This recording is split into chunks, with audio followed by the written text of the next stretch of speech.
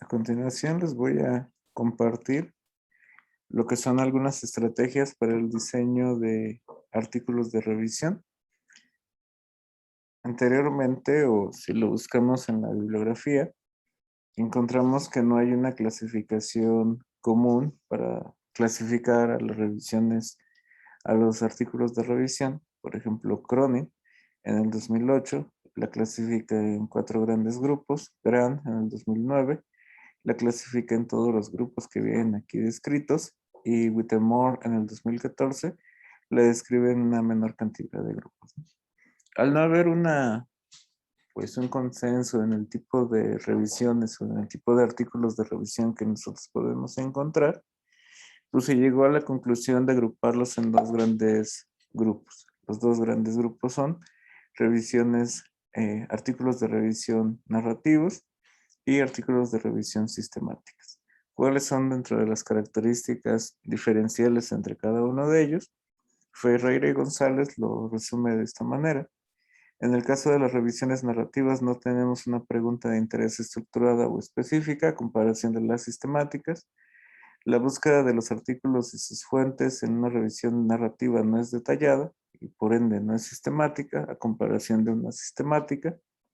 La selección de los artículos no es reproducible porque como no hay estrategias o criterios para definir cómo se lleva a cabo la investigación, pues es un poco complicado poder reproducir la misma búsqueda. Por otro lado, en el caso de las revisiones sistemáticas, nosotros evaluamos la calidad de la información, identificando los posibles sesgos que puede haber en estos trabajos de investigación, lo cual no se hace en una revisión narrativa. En el caso de la capacidad de síntesis, por un lado es meramente cualitativo, en el caso de una revisión narrativa, y en una sistemática puede haber incluso algún análisis estadístico que nos dé una idea o nos pueda permitir unas inferencias más certeras que no logramos con una revisión narrativa. A continuación tenemos un video explicando acerca de la revisión narrativa. Les comparto un ejemplo de revisión narrativa. Dentro de las características de las revisiones narrativas, como lo podemos observar a continuación, está distribuida en capítulos, está distribuida en temas o subtemas, muy parecido a lo que nosotros conocemos o lo que hacemos con nuestro marco teórico. Dentro de las características que tiene nuestra revisión narrativa es que son extensas. Si nos damos cuenta, inicia en la 387 y termina en la 395, es decir, son más de 10 páginas. Otra manera en la que nosotros comprobamos que la revisión es extensa es cuando revisamos el número de referencias utilizadas para esta revisión narrativa, que estaríamos hablando que son 140 referencias, como está marcado aquí. Otra de las características de este tipo de revisiones es que por lo general son elaboradas por personas expertas en el área. Por ejemplo, esta de Bacilos Serios es elaborada por Botón, el cual es un profesor emérito en el área de medicina y enfermedades infecciosas. Estas son dentro de las características más sobresalientes de una revisión narrativa. También es importante mencionar que una de las diferencias con una revisión sistémica es que en este caso no vamos a tener un material y métodos como tal, sino que tenemos una breve introducción y de la introducción nosotros pasamos inmediatamente a cada uno de los temas. A diferencia de una sistemática en la cual vamos a tener material y métodos en la que nos precisan cuáles fueron las estrategias de búsqueda para cada una de las referencias bibliográficas o para validar que la información de cada referencia sea la correcta. También otra característica diferencial de las revisiones narrativas en comparación a las sistemáticas es la falta de un objetivo como tal. Aquí lo único que nosotros podemos observar que el revisor nos dice que el trabajo es acerca de las especies de bacilos y no como un contaminante de cultivo, sino como un patógeno importante en muestras clínicas humanas, por lo tanto que impulsa que se haga una correcta toma de muestras y también esclarece que su revisión no va enfocada a bacilos serios como un patógeno transmitido por alimentos. Sin embargo, es una tipo justificación o una tipo introducción de su revisión narrativa, pero no es un objetivo como tal o no es una pregunta como tal que él mismo quiera responder. Esa sería otra diferencia con una revisión sistemática.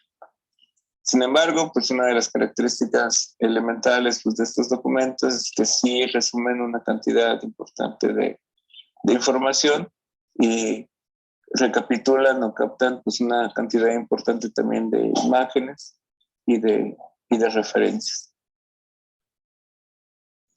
Continuando, en el caso de las revisiones sistemáticas, también por ahí van a encontrar un link en donde hacemos un análisis de un artículo de una revisión sistemática. Lo que nosotros podemos ver son diferentes etapas que se consideran como claves a la hora de elaborar una revisión sistemática, empezando como quién es el encargado de hacer la revisión.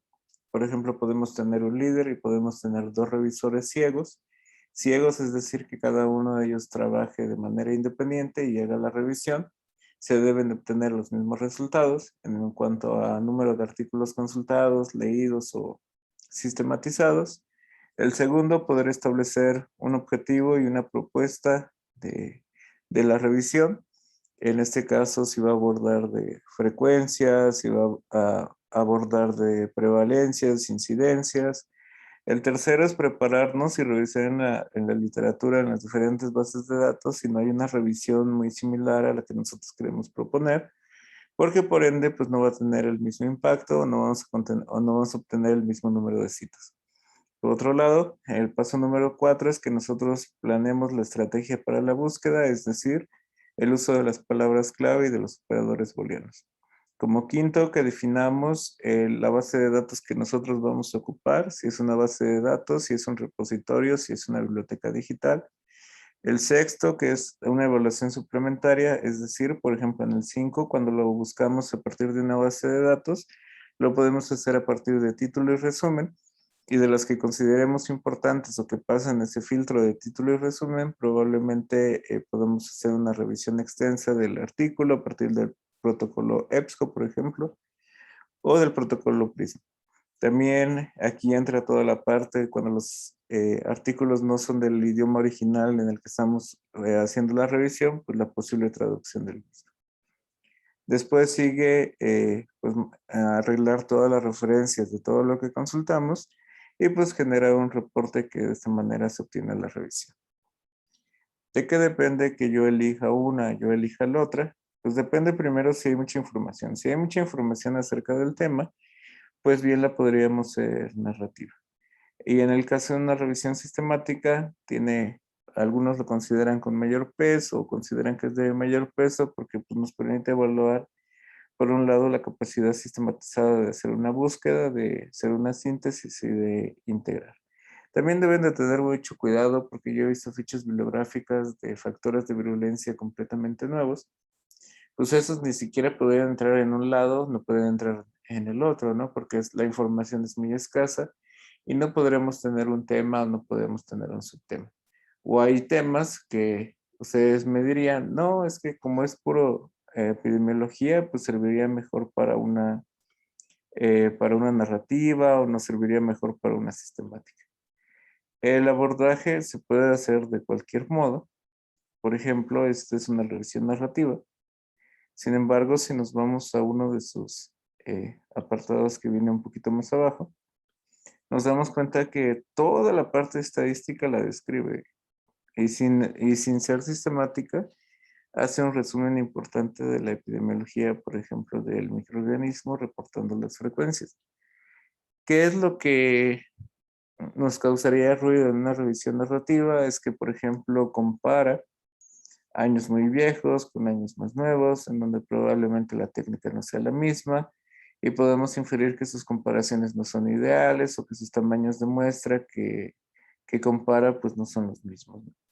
A diferencia pues de una revisión sistemática, en donde tenemos aquí un ejemplo, y en este ejemplo pues hay una metodología en donde solamente colecta estudios de tal fecha a tal fecha, y también si nos vamos pues a la parte de material y métodos, podemos ver que hay criterios para su selección que además de los criterios, la forma en cómo se extraen los datos y cómo se hace en este caso el metaanálisis, que es una continuación de la revisión sistemática. Lo que ellos obtienen pues, ocupan el gráfico de Prisma para poder sistematizar su información.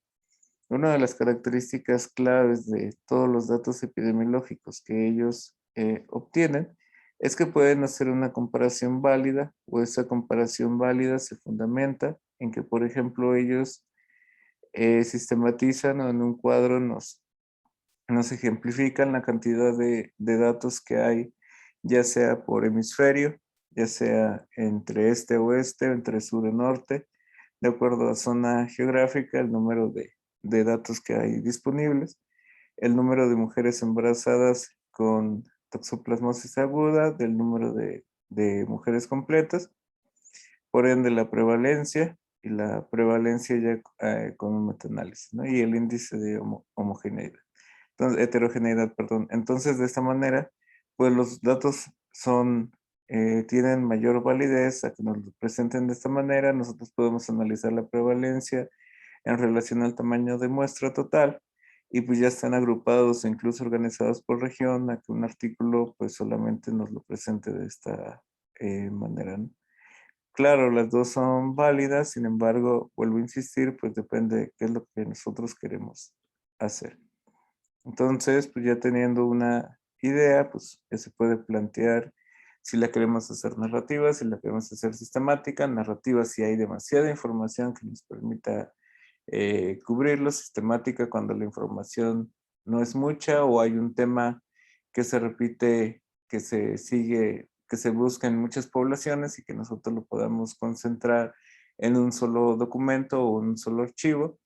Y pues también depende de qué es lo que le interesa al investigador, qué es lo que hay actualmente en la red, y pues que hay que tener cuidado con la información que sea muy nueva, porque eso no nos permitiría ni hacer una narrativa ni hacer una sistemática. Y también dependiendo de hacia dónde vamos, ¿no? Si queremos demostrar capacidad de síntesis, de integración, pues probablemente con ambas se puede, sin embargo, una lleva una parte estadística más compleja que la otra.